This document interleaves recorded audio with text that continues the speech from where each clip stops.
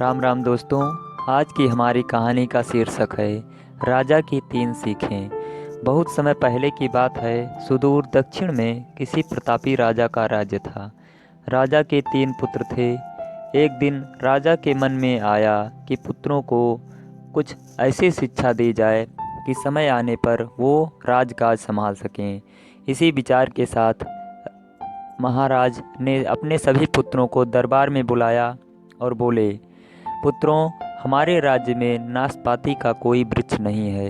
मैं चाहता हूँ तुम सब 4-4 महीने के अंतराल पर इस वृक्ष की तलाश में जाओ और पता लगाओ कि वो कैसा होता है। राजा की आज्ञा पाकर तीनों पुत्र बारी बारी से गए और वापस लौट आए। सभी पुत्रों के लौट आने पर राजा ने पुनः सभी को दरबार में बुलाया और उस पेड़ के बारे में बताने को कहा। पहला पुत्र बोला, पिताजी, वह पेड़ तो बिल्कुल टेढ़ा मेढ़ा और सूखा हुआ था।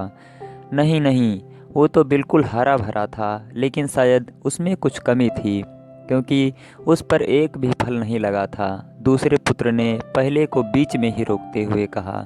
फिर तीसरा पुत्र बोला, भैया, लगता है आप भी कोई गलत पेड़ देख रहे हैं, क्योंकि मैंने सचमुच नाशपाती का पेड़ देखा। वो बहुत ही शानदार था और फलों से लदा पड़ा था। और तीनों पुत्र अपनी अपनी बात को लेकर आपस में विवाद करने लगे।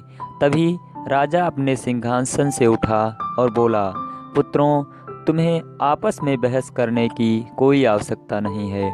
दरअसल तुम तीनों एक ही वृक्ष का सही वर्णन कर रहे हो। मैंने जानबूझकर तुम्हें अलग अलग मौसम में वृक्ष खोजने भेजा था, और तुमने जो देखा वो उस मौसम के अनुसार था। मैं चाहता हूँ इस अनुभव के आधार पर तुम 3 बातों को गांठ बांध लो। पहली, किसी चीज़ के बारे में सही और पूर्ण जानकारी चाहिए तो तुम्हें उसे लंबे समय तक देखना परखना चाहिए। फिर चाहे वो कोई भी विषय हो, वस्तु हो या फिर कोई व्यक्ति ही क्यों न हो। दूसरी, हर मौसम एक सा नहीं होता।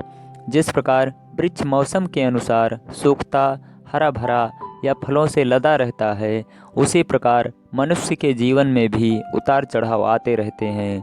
अतः अगर तुम कभी भी बुरे दौर से गुजरे रहे हो तो अपनी हिम्मत और धैर्य बनाए रखो। समय अवश्य बदलता है।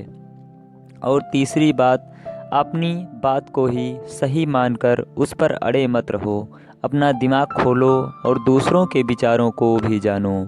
यह संसार ज्ञान से भरा पड़ा है। चाह कर भी तुम अकेले सारा ज्ञान अर्जित नहीं कर सकते। इसलिए भ्रम की स्थिति में किसी ज्ञानी व्यक्ति से सलाह लेने में संकोच मत करो। इसी के साथ हमारी आज की कहानी समाप्त होती है। राम राम दोस्तों।